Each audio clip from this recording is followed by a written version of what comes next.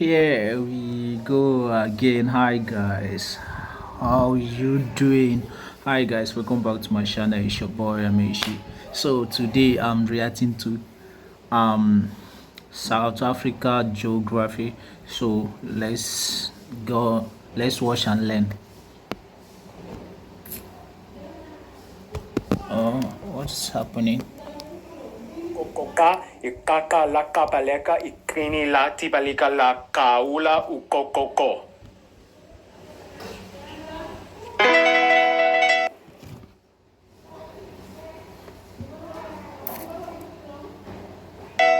It's time to learn geography. Now! Hey everybody, I'm your host Barbs. Once again, this shirt was made by Geography Ruba from UnityShirtsShop.com. She makes these cool handmade African flag logo shirts. Oh, and she specifically made this one with the Geography Now logo in the back for me. Oh, thank you, Ruba. Oh, and don't forget, you can also get Geography Now merchandise at GeographyNow.com. Just a heads up. Anyway, South Africa. This is a big one. South Africa is kind of a big deal in Africa in general. And you know what else is a big deal? Having an actual South African in the episode. Say hi to Catherine from South Africa. Come on in. My people there are just the best people in the world, and it will always be home, no matter where I live. All right, well, you ready to get into this episode, Catherine? Yes. All right, let's do it. So South Africa has always played a historically imperative role when it came to expeditions from early traders, and you can probably guess why. For one, the country lies at the bottom of the continent of Africa, bi-coastal between the Atlantic and Indian Oceans. In fact, the southernmost point of the African continental mainland, Cape Agulhas, has a cool spot you can check out with a plaque and a giant Africa map monument. From there, they are bordered by 6 other countries. Don't forget little Eswatini and the entirely enclaved country of Lesotho. From there, the country is divided into 9 provinces. The country doesn't have one official capital, but rather 3. Pretoria, which holds the executive branch, including the home of the president, as well as most of the embassies for international diplomats. The legislative branch is held in Cape Town, where you can find the national parliament and second largest city in the country. And Bloemfontein, near the center of the country, hosts the judicial branch and the Supreme Court of Appeal. Some say technically Johannesburg could also be considered maybe a 4th capital because it has the Constitutional Court, and the city has a huge level of significance as the largest. Wow, I don't know that South Africa has so many this thing. What am I trying to say? And busiest city of the country. Sorry, I don't know that South Africa has many this thing capital. Wow. Oh, this is my first time.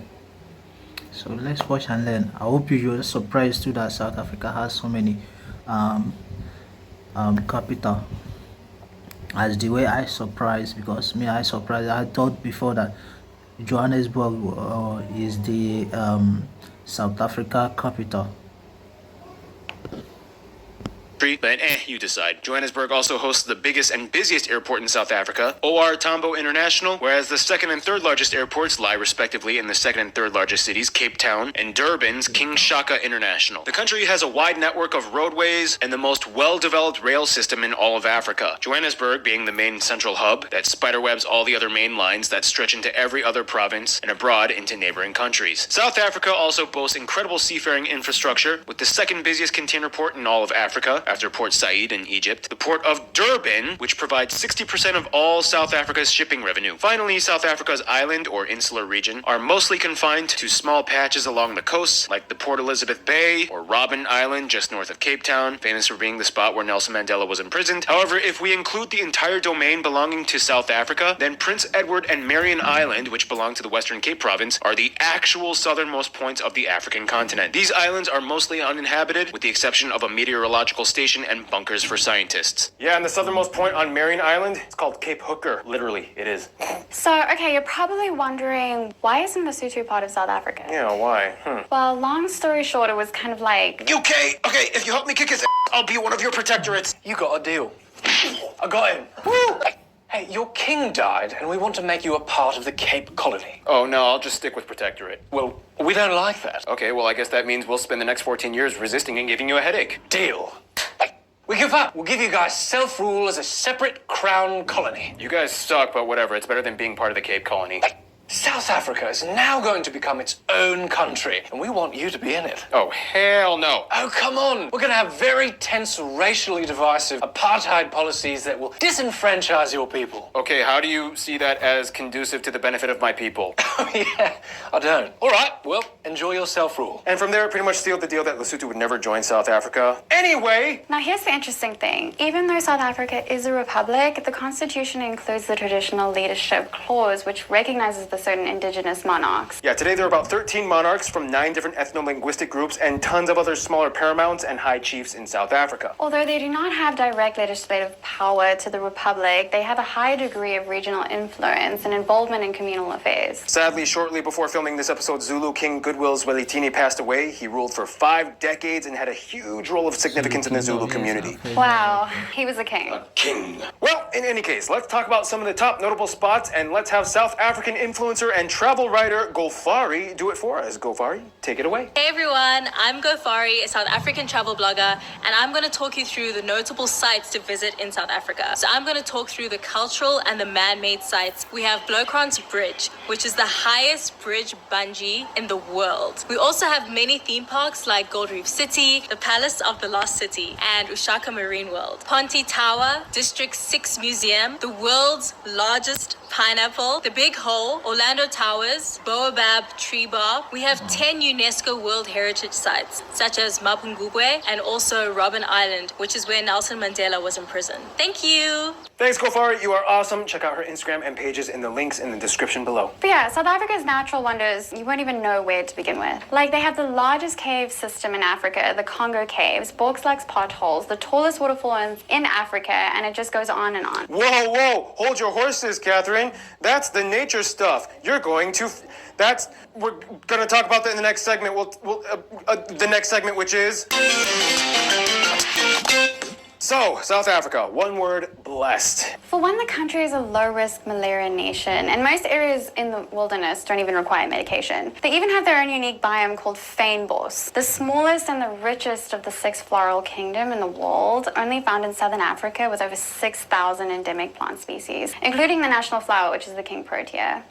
When I think of South Africa, that's what I see in my mind, always. Specifically, Fynbos. Specifically Fynbos, yes. It's also home to the rooibos plant, where rooibos tea comes from, and that's my favorite tea. Rooibos. Yes, it's amazing. Red. Overall, you literally can't find anywhere that looks like South Africa. For one, the country is unlike any other nation in that it's not only the southernmost portion of the East African Rift, but the entire country is kind of split between a semicircle mountain range known as the Great Escarpment. It feeds into the tallest range, the Drakensberg Mountains, in the east, where you can find the tallest peak, Mafadi, shared with Lesotho. These mountains are also the source of the longest river in the country, the Orange River, which ends in the Atlantic Ocean. South Africa doesn't have many large natural lakes, and the majority of inland bodies of water are man-made reservoirs, the largest one being the Harip Dam, located in the center of the country. The largest natural freshwater lake, though, is speculated to be Sibai, part of KwaZulu-Natal's Greater St. Lucia Wetland Park on the east coast, a UNESCO heritage site. If you zoom out a little bit, you'll notice the Great Escarpment has these sharp, narrow, parallel wrinkles at the bottom. These are called the Cape Mountains, which are essentially leftover sediments smashed by contrasting tectonic activity long ago, when South Africa was connected to Argentina and Antarctica in the Gondwana supercontinent. Above these wrinkles, you have the Great Karoo, Namaka Land, Bushman Land, and Calamari, which are dry, arid, rocky areas, sparsely populated and loaded with rich flora of succulent plants and minerals. If you move more east and north of the escarpment, you have the Eastern Midlands, KwaZulu-Natal coast, sweeping up to the Lowveld and the Limpopo Lowveld in the north. These are the most lush and green areas of South Africa and hold much of the arable land as well as nature and forest preserves. When you move inland, though, you get the Highvelds, the Bushveld, and Griqualand west, which are the arid savannas of South Africa. This is probably one of the most unique areas of South Africa because it is the site where 2 things happened. One, an enormous meteor hit this spot, creating the largest verified impact crater on Earth, known as the Fredfort Crater, extending over 300 kilometers wide. You can even see the dome from space at the town of Fredfort. And 2, said meteor was supposedly the source of many minerals like gold and platinum that fed the land, which later the inhabitants would subsequently discover and go crazy after in a mad gold rush and mining rush. Now, although South Africa is the second largest economy in Africa after Nigeria, it is ranked the most industrialized, technologically advanced, and economically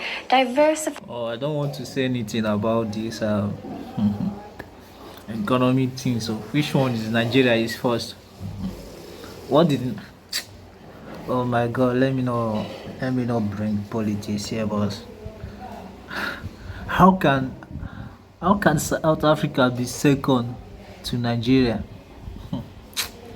Sure, Nigeria is blessed with a lot of mineral resources, as I said, but we have bad leaders. It's true that they are squandering Nigerian monies because they are not using it to do something that will benefit their citizens. They are using it for their own self and their grandchildren. They are just packing Nigerian money for nothing. Well, Nigeria.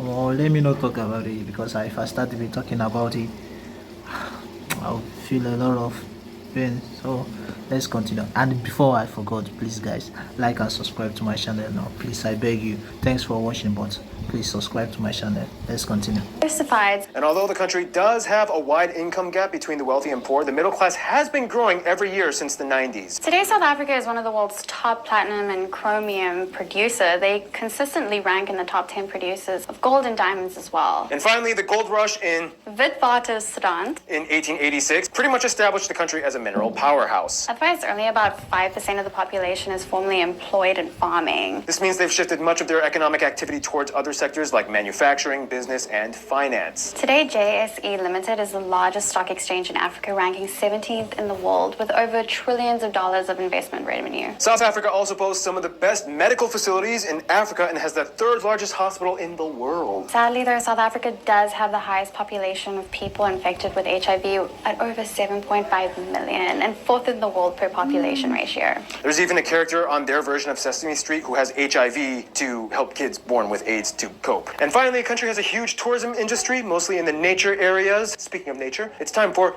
Gary Harlow to explain. Gary Harlow's Animal Adventure. That's the best I got. South Africa is home to over 20 national parks and dozens of nature reserves, the most famous and visited ones being the Table Mountain National Park and the largest one, Kruger National Park in the northeast. South Africa is ranked the 6th out of the 17 classified megadiverse countries in the world, 10th for plant species and 3rd for marine endemism. In fact, between May to July, the sardine run happens in which billions of sardines spawn in the cool waters of the Agulhas Bank, creating a feeding frenzy for all the ocean predators. Look at them go, chomping.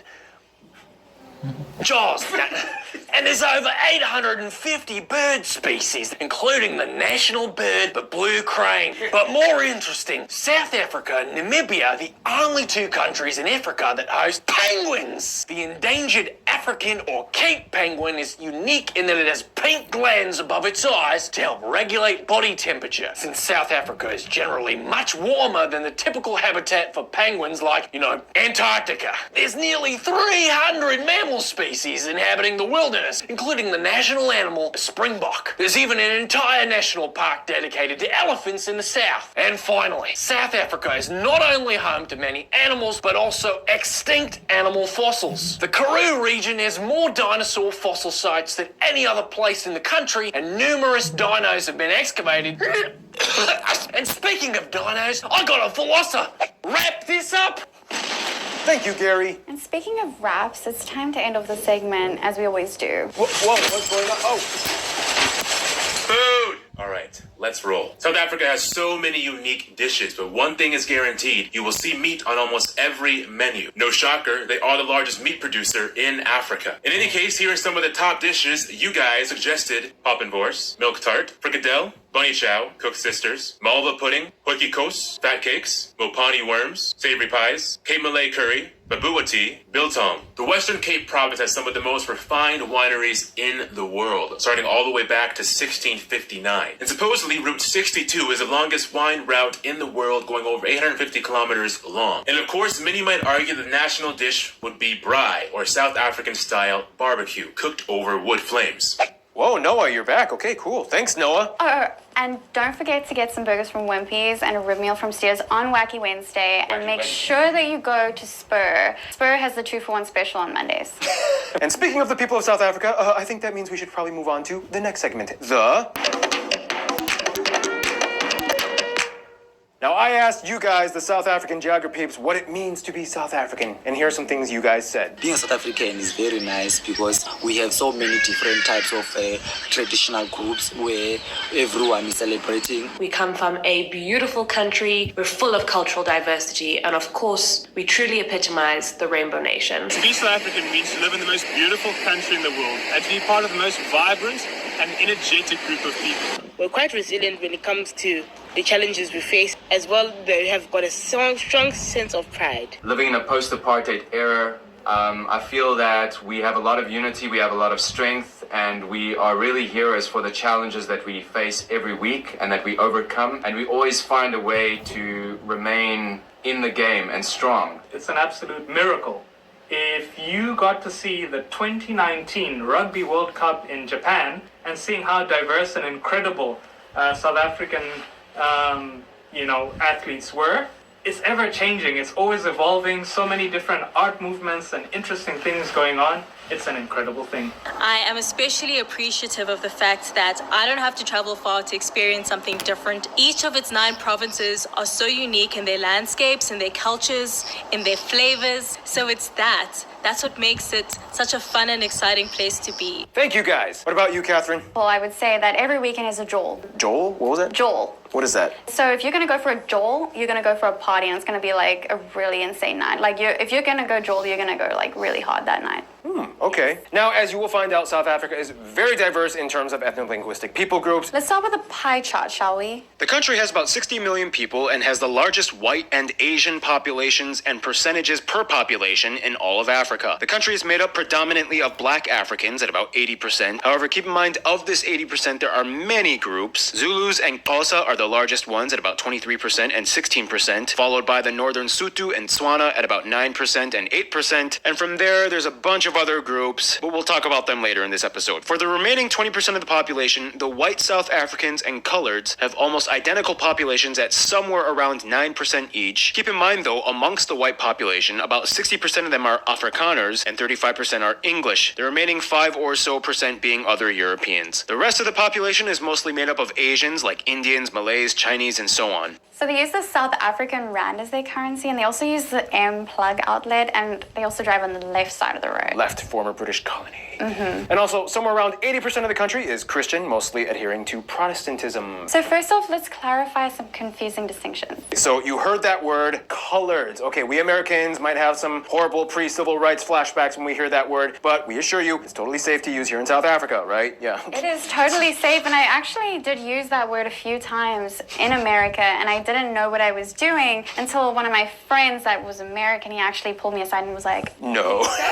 Now, there's no complete definitive genetic makeup requirement, but colored people are essentially people that are mixed mostly between blacks and whites, although you can also have some Asian in there as well. It's not uncommon. Basically, yes. After all the mixing, they kind of just made a new race. Sarah Tishkoff, a geneticist at the University of Pennsylvania, did a genetic study that concluded that the Cape Coloreds of South Africa have the highest levels of mixed ancestry in the world. So yeah, they're literally the children of the earth. And that other word, Afrikaner, what is that? Well, long story short, they're descended from the people brought in by the Dutch settlers in the 1600s. Keep in mind though, only about 40% of Afrikaners are directly Dutch descended, and the rest were mostly German and French. Dutch and Afrikaans are about 90 to 95% mutually intelligible. South Africa has about 35 indigenous languages, but 11 official languages. Anyway, these 11 languages are divided into 5 families. And of the languages, English is the preferred language of the intercommunication between all peoples. And most South Africans are fluent in at least 2 or 3 languages. You with English and Afrikaans, right? Yes. Yeah. Is it kind of like really appreciated when a black South African sees a white South African speaking their language? Yeah. Oh, it absolutely is. And that's something that I have not mastered. We are taught Xhosa in school, for example. It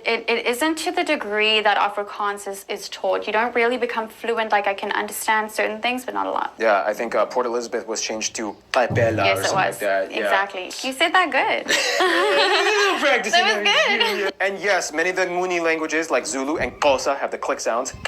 And These cliques were actually borrowed though. See, of the black Africans, the majority are Bantu. Believe it or not, they're not the original inhabitants of South Africa. Archaeological evidence suggested that they migrated somewhere estimated around the 3rd century AD. the Khoikhoi and San people, often collectively called the Khoisan, make up less than 1% of the population today, and they are the earliest known inhabitants with ancestors dating back somewhere around 100 to 200,000 years, making them speculated to be some of the oldest peoples on Earth. They have the original click languages. Quick history lesson. Over time, the Bantus came in and dominated with their iron tools and farming practices. And although they displaced many of the Khoisan, anthropologists and sociologists speculate that there must have been some intermingling because the click consonants were adopted in their languages. Over a millennium later, the Dutch were first Europeans to come in and establish Cape Town and then brought in their farmers known as Boers. Meanwhile, hundreds of miles east, Shaka Zulu was unifying most of the Nguni tribes in the early 19th century and drove out many of the rival tribes like the Matabele, Makololo, and the Fengu. This was known as the Mfetene, or the Great Crushing and Displacement. Enter the British. This is where the story gets really complicated, so here's a quick cutaway to help. I'm taking Cape Town while the Netherlands has problems in Europe. Well, I'm just gonna go run away then and make my own republics in the north. Get out! You're not even from this continent. Make me. Oh, I'll make you. Hey! Bollocks. There's like a ton of gold and diamonds in your new republic areas. Move over. Hell no. Yeah, there's a lot more that goes into that, but basically it was a chain of weird multi-leveled, multi-party, multi-ethnic battles and subjugation. In addition to the countless native Bantus killed in wars, there were 2 Boer wars between the British and Afrikaners, which led to 10% of the white Afrikaner population being killed. So you had one European power subjugating another European group on a continent neither were native to, all dealing with the natives. So, in a nutshell, I want the land. I was here centuries before you. I was here over a millennium before you. Seriously, are we really doing this? In any case, after the country gained independence in 1910 as a union and fully sovereign in 1931, it underwent a controversial period of apartheid or apartheid in 1948 all the way up to 1994. This system essentially divided peoples by racial lines and put strict laws that were obviously racist and not like, equivalent to, certain extreme factions of microaggression culture that blames pretty much everything on racism. I mean, like, literally, it was actually written, approved, and enacted in legal policy racist. Under the homeland system, most of the black population was concentrated in the ethno-states called Bantustans, where only 13% of the land was reserved for the majority of the black populace to have property in. Rules and services were different for colored people as well, and the Asian minorities. It was very complicated and often arbitrarily drawn. Some of the colored people were allowed in parliament in the 70s and some weren't. Some minorities were labeled in the same group as coloreds, while some, like the Lebanese, Taiwanese, Koreans, Japanese, they all shared actually the same classification level for whites. It was confusing and weird, yeah. Eventually, after a number of factors pressured them, apartheid ended with full democratization for blacks in 1994, and that's when things got very incredibly tense. See, in Africa, a transition of power like that usually goes one of 2 ways. 1, a spiteful uprising from the native black population built on vengeance that seeks to dispose most of the white population and expropriate everything from them. Or, number 2, find a way to move forward as one people with a new system built on forgiveness, acknowledging that it will be awkward and difficult, but peace cannot come from a bitter heart. Today, of course, it's still a very complicated issue, and there's no universal narrative and everyone agrees with, and yes, controversial incidents still occur. Crime is still high in certain areas due to social stress and poverty, and yes, there's the whole BEE movement thing, which started as a program aimed to integrate the black population into the workforce, but it has a lot of controversial undertones, and with implementation, I'm sure you could probably say a lot of stuff about that, yes. You and the other South Africans. Then there's the energy crisis or load shedding issue. You'll actually wake up in the morning and you'll get a message on your phone because we have an app that will tell you it's from 6 a.m. to maybe like 2 p.m. you won't have any energy at all. At least they have an app that warns you, so... That's new. That's new. We didn't always have that. Oh, okay. It was very recent. They're working on it. Yes. But the point is, there's so much stuff. If you guys want to write about it in the comments, if you're from South Africa, I implore you to have a civil discussion, which I know on YouTube is almost impossible, but... I don't know. Watch the movie Invictus if you want to get an idea on how it started. Oh, and speaking of Invictus, let's move on to a lighter note. Let's talk about the sports. Here's Art with the sports part. Hey, guys. Whoa. Hey guys, it's me and Tarchin. We're back. All right, I got to put Tarchin down so we can start. Specifically rugby. Their national team, the Springboks, have won the World Cup 3 times, tied with New Zealand. In fact, South Africa is one of only 2 countries that has hosted the soccer, rugby, and cricket World Cups. In fact, they are actually the only African country to host the Soccer World Cup so far. Fun fact, South Africans are actually one of the only countries that, like us Americans, also call football soccer. Cheers to you guys. Soccer! Makes no sense, but we're together in our wrongness. Otherwise, cricket is probably the 3rd most popular sport, and their national team, the Proteas, usually ranks in the world's top 10 best teams. Otherwise, at the Olympics, they've done pretty well in the swimming and athletics department, racking up 26 gold medals so far. Gold is better than silver. They've also been tennis powerhouses as well. Johan Kriek won 2 Australian Grand Slam titles in the 80s. That's a big deal. In certain areas, you might find a touch of Dutch with things like korfball. Also originating in South Africa is ringball, which is basically another variation of korfball.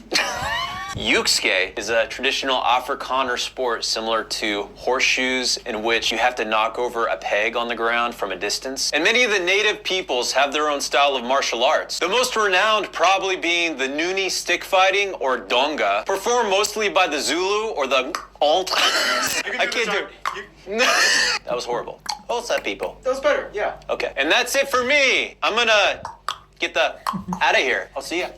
Thank you, Art. And South Africa is also really well known for its surfing. And if you ever just want to watch a competition and have a great joel, you can go Joel. to JBet. Yes, exactly. There's that That's word what again. would happen. So, as we mentioned, South Africa has a huge diversity of ethno-linguistic people groups. We already made a video explaining about some of them, but let's just quickly cover the main ones. First, you have the Nguni group. This group includes the cousins Zulus, Xhosas, and the Ndebele peoples. Zulus are probably the most well-known worldwide. You may have seen images of their traditional animal skin warrior attire or weaponry and dance ceremonies for the men. Women often wear those wide, conical isicholo hats on special occasions. For the Xhosa, they are kind of like the pacifist siblings of the Zulus. Their traditional garbs have those black and white patterns with beads and red ochre dyed blanket coverings. Ndebele are like the artists, known for their colorful patterns, painted houses. The symbols are unique to each family. And they are also the bead experts, and they'll flaunt heavy beaded neck and leg ornaments on special occasions. Finally, the Swazi people are basically cousins to the people of the Eswatini, known for honoring their kings with mklanga or reed dance. Then we have the Sotho group, made up of the Sotho, the Tswana, and the Sepedi peoples. They're all relatives to the people of Lesotho and Botswana, and many of them are mountain people. You can see lots of them riding horses and wearing makorotlo hats and Basotho blankets as temperatures are generally colder with high elevations. The Tswana people have 8 major clans, and they love the color blue, especially with the Letishi cloth. The Songa are known for their many initiation rituals and electric dance style or Songa disco. The Venda people are some of the most isolated groups in the north, famous for their natural medicines, and the Masangwe, or bare knuckle fist fight sport, which people use to kind of like monitor and solve disputes. Now for non-Africans, we already explained about the white South Africans. The Afrikaners and the English are unique in the way that they kind of developed their own breakaway Africanized culture from the European ancestors. What are you, by the way? I'm English. Oh, okay. I am an English through and through. The colored community has always kind of had a unique status as the somewhat marginalized but not as marginalized group. They've always kind of had to figure out who they were since they technically didn't fully belong anywhere. Then you have the Asian community, the largest groups being of the Cape Malays and the Indians, brought over during colonial times for their indentured servitude. The Boerkaap neighborhood of Cape Town is essentially the Malay Quarter, and today their culture is a fascinating mixture that blends elements of Dutch and Asian. In fact, most of them actually speak Afrikaans as their first language, and the Malay language is almost all but gone. The Indian community was brought in by the British, and Durban has one of the highest population of Indians outside of India. Most were brought over from West and South India, including Gandhi, who spent 21 years living in the area. Whew, yeah, that was a lot, and that wasn't even scratching the surface. There's so many other people groups we didn't even talk about. But in any case, here's Hannah to explain a little bit more about the few things that South Africa's people have collectively as one entity, eternity. You get the point. Hannah's culture segment. Random Hannah. Woo! South Africa! Guys, get a random Hannah shirt at geographynow.com. So, alright, obviously there is no such thing as a single type of South African, but in the end, they are still one country that moves forward to the best of their ability. For one, many of the native ethnic groups, whether Zulu or Venda, follow the Lobola system, in which the groom must pay a dowry in cattle to the bride's family. I love the countries where they pay people with cattle. Remember Rwanda? Yes, I freaked out. I was like, what? There is literally a Lobolo app available now to help relieve the stress of figuring how many cattle you owe. Township art became very popular in the 60s and 70s. It was sort of a social commentary movement that depicted the impoverished black communities of South Africa to move towards the end of apartheid. In addition, you will notice there are so many different architecture styles in South Africa. You have everything from the massive thatched fortified dome huts of Zulu to the Cape Dutch style homes inspired from the Dutch with flat crow-stepped gable roofs. South Africans have also been front runners in many inventions, discoveries, and innovations. For example, the automatic pool cleaner, the CAT scan, putty adhesive, the smart lock safety syringe, the world's first heart transplant happened here, the yellow fever vaccine, and they have the biggest optical telescope in the southern hemisphere, and so on. What else? Fun fact, being South African means knowing the difference between now, and just now. Yes. Thank you, Jay. South Africa has also been the location shot of many feature films and TV shows. Everything from the debuting film The Gods Must Be Crazy, Academy Award winner Tsotsi, which I actually watched last night. Amazing movie. Academy Award nominated District 9 and Chappie. And of course, Mandela Long Walk to Freedom. What's your takeaway from South African cinema? There's some amazing comedy, which I feel like people don't talk about that much. I've been watching a lot of Leon Schuster movies. Yeah. And finally, the one thing that unifies all South Africans is Heritage Day, in which people are encouraged to wear their traditional costumes and express their background. And everyone joins in a bride together, no matter who you are. Usually, the festivals include an abundance of music. So to expound more on that, here's Keith. Blah, blah, blah. Wait, Keith isn't here. How's he gonna be in this video?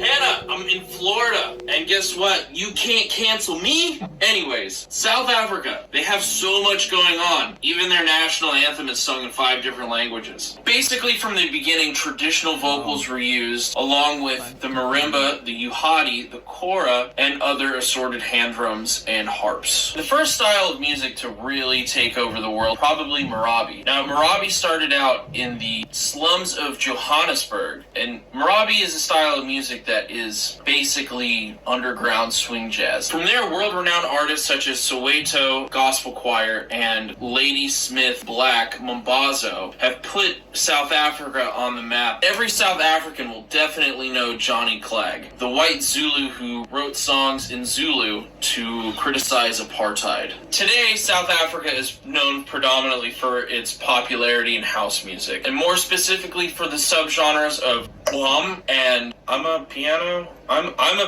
You guys told us to definitely mention those styles of music. Some other South African artists that you may be familiar with are Die Antwoord for their crazy hip-hop, South African-y fusion style of music. Guys might know Synth Peter, who I think has one of the greatest songs ever written. It's called Doof Doof. You should all go jam to Doof Doof. Yeah, that's it for me. Hope you guys had a good one, and back to you, Paul! Thank you, Keith. All right, so there's the part where we talk about some of the famous people of South Africa, and here's South African geography Kolo to explain. South Africa is as talented as it is diverse. A few notable South Africans that you geography peeps might be familiar with include Charlize Theron, John Carney, Trevor Noah, Sholto Copley, Gugu Mbatha-Raw, Demi Lee Peters, Zosibenzi Tunzi, and last but not least, business magnate Elon Musk. There are a number of South Africans who've excelled in different fields across the decades. These are but just a few South Africans that you geography peeps might be familiar with. Thank you, Kolo. All right, and with that, we got to move on to the next segment. This video is getting kind of long. Catherine, you ready? All right, let's talk about the Friends of South Africa.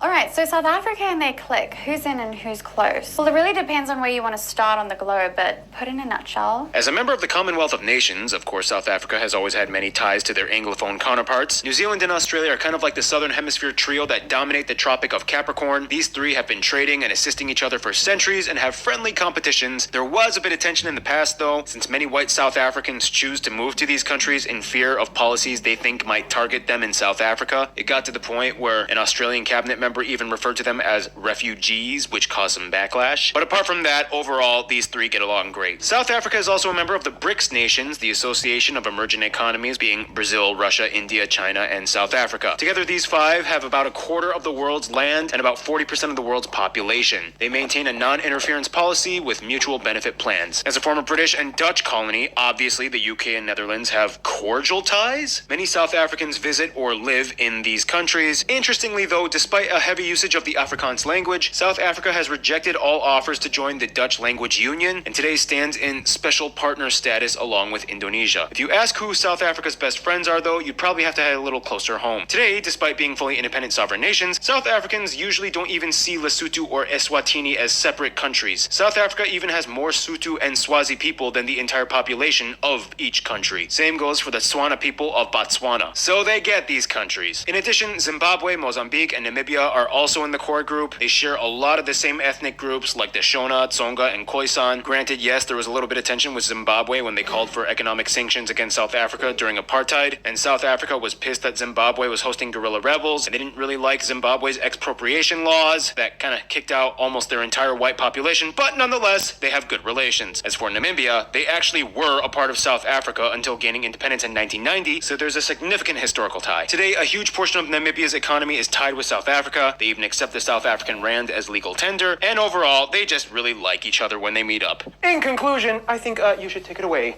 Catherine. I'm out.